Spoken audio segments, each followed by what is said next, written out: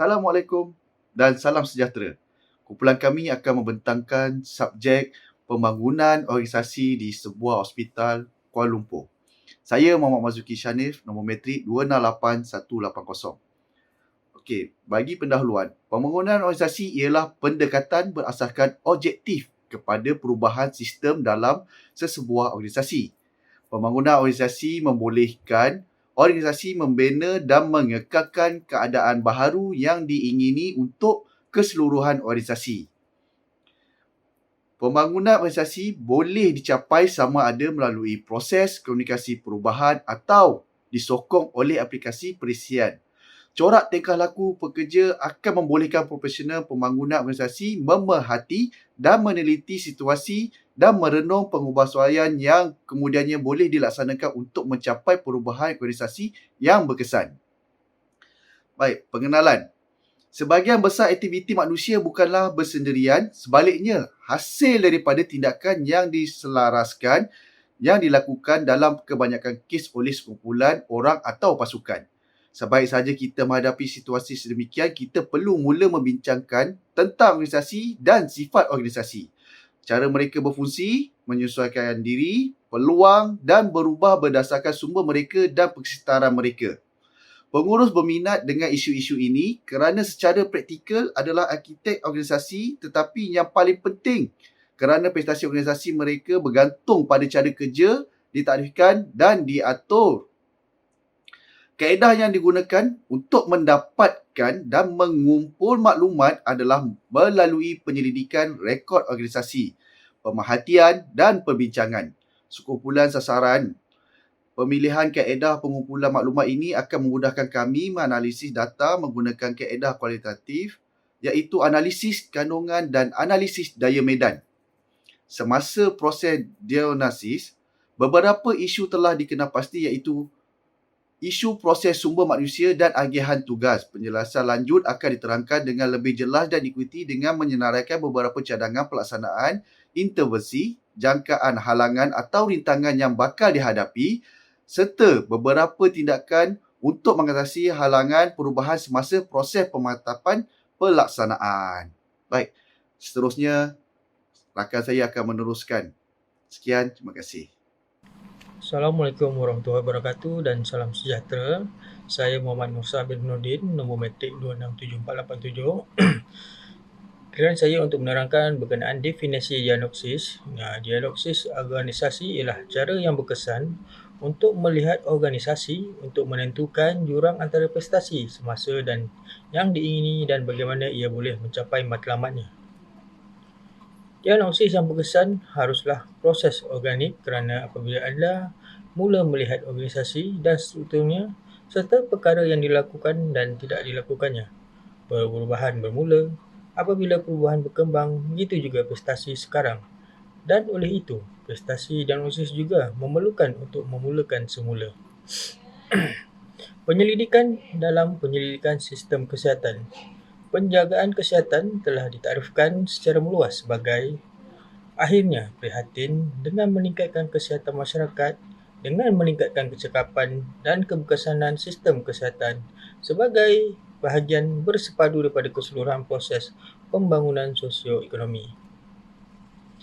Penyelidikan perkhidmatan kesihatan mementingkan hubungan antara keperluan kesihatan rakyat dan perkhidmatan yang disediakan dengan mengambil kira aspek serta nilai kecekapan untuk wang dan kualiti. Matlamatnya adalah untuk menghasilkan data penyelidikan yang boleh dipercayai dan sah yang menjadi asas kepada perkhidmatan kesihatan yang sesuai, berkesan, kos efektif, cekap dan boleh diterima.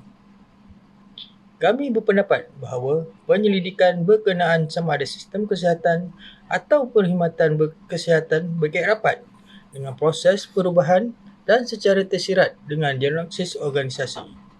Kertas kerja ini akan cuba membentangkan kes menggunakan penyelidikan dalam kesihatan sebagai alat pengurusan untuk meningkatkan prestasi dan keberkesanan penjagaan kesihatan.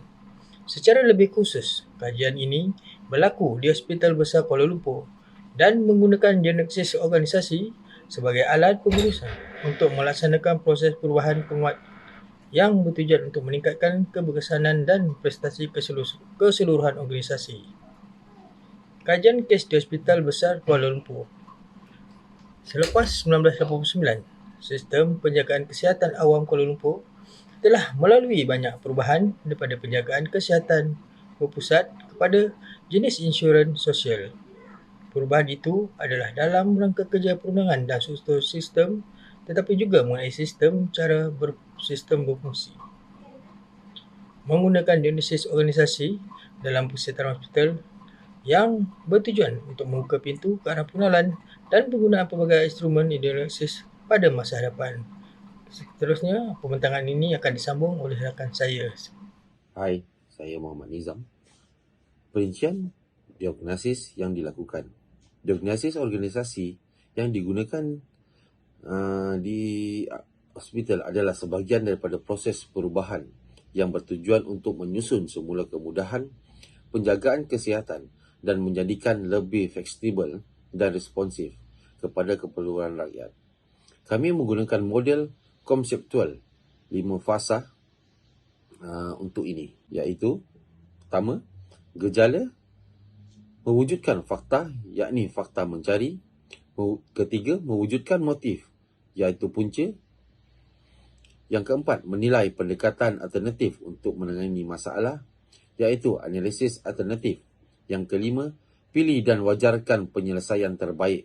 Diagnosis ditumpukan kepada 5 komponen organisasi utama. Yang pertama, struktur organisasi, iaitu struktur formal, hubungan antara subsistem organisasi, mekanisme penyelarasan, pemformalkan penyeragaman, dan tahap flexibility. Yang kedua, input, iaitu semua jenis sumber yang digunakan dalam aktiviti organisasi. Yang ketiga, proses pengurusan, iaitu perancangan strategi pengurusan, sumber manusia, kecekapan, proses komunikasi, dan penilaian prestasi. Keempat, budaya organisasi, iaitu visi, misi, nilai bersama, persekitaran kerja, hubungan antara pekerja, imej dan simbol. Dan yang kelima, output, iaitu kualiti perkhidmatan, hubungan dengan pelanggan, hubungan dengan organisasi lain, jenis perkhidmatan yang disediakan. Pasukan pengurusan mengenal pasti beberapa siri isu yang menunjukkan wujudnya masalah serius dalam organisasi, iaitu gejala. Beberapa pekerja dari Jabatan Pentadbiran mengadu tentang hubungan buruk dengan ketua jabatan dan mahu meninggalkan organisasi. Proses pengambilan awam berjalan sangat perlahan dan banyak dalam kes ini, kes-kes prosedur perlu diulang kerana ia tidak dapat digunakan dengan sewajarnya. Beberapa bahagian daripada hospital mempunyai bilangan katil yang kecil berbanding dengan keperluan sebenar, iaitu bilangan pesakit terlalu tinggi. Manakala bahagian lain mempunyai lebih banyak katil daripada yang mereka perlukan. Walaupun hospital mempunyai sumber kewangan dan kaki tangan perubatan mengadu tentang kekurangan produk perubatan yang diperlukan. Untuk menyelesaikan masalah seperti ini, langkah pertama ialah memaklumkan kepada pekerja hospital tentang proses dan mengemukakan sebab diagnosis berlaku. Kedua-dua kaedah kualitatif dan kuantitatif telah digunakan. Kami menggunakan 3 teknik penilaian utama, iaitu instrumen tinjauan, analisis dokumen dan temubual berstruktur. Tujuan membantu kami mengenal pasti arah aliran dan prosedur dan amalan organisasi. Manakala temubual memberi kami kemungkinan untuk mengesan jenis masalah tertentu yang tidak akan timbul hanya dengan menggunakan tinjauan. Saya Avines Sadat Sikaya, nombor matriks 267448. Bagi subjek ini, saya ingin membawakan subtopik berkaitan reka bentuk kajian intervensi. Iaitu satu kajian yang juga dipanggil sebagai reka bentuk kajian eksperimental. Ianya adalah reka bentuk di mana penyelidik semula campur tangan pada satu ketika sepanjang kajian. Reka bentuk kajian intervensional yang paling biasa dan paling kukuh ialah 3R, terkawal rawak. Iaitu mempunyai bentuk kajian intervensi lain, termasuk reka bentuk kajian prapaskah, ujian terkawal bukan rawak dan eksperimen separa. Ya. Dan kajian eksperimen digunakan untuk menilai soalan kajian berkaitan sama ada ejen terapeutik atau pencegahan. Ejen terapeutik boleh termasuk ejen profilaksis, rawatan, pendekatan pendedahan, pembedahan atau ujian diagnostik. Pencegahan boleh termasuk perubahan kepada peralatan perlindungan, kawalan kejuruteraan, pengurusan dasar atau mana-mana elemen yang harus dinilai sebagai kemungkinan penyebab penyakit atau kecederaan. Berkenaan dengan penemuan, maklumat yang dikumpul mendedahkan masalah utama berkenaan dengan kesemua 5 aspek yang dianalisis. Pertama, struktur organisasi tidak sesuai dan kewujudan 2 kod peraturan dan prosedur diterjemahkan kepada tugas yang bertindih dan mengelak daripada tanggungjawab. Satu lagi masalah dalam bahagian ini ialah peruntukan ruang yang tidak mencukupi, iaitu beberapa bahagian hospital yang terlalu sesak manakala yang lain mempunyai sedikit katil untuk diduduki dan tidak terdapat sebarang rekod tentang semua pemilikan hospital dikemuka kepada salah urus. Ya. Mengenai input, terdapat rasa tidak puas hati umum kedua-kedua kaki tangan perubatan dan pentadbiran mengenai sumber yang ada. Kaki tangan perubatan mengadu tentang kekurangan sumber teknologi yang membawa kepada perkhidmatan kesihatan yang lemah.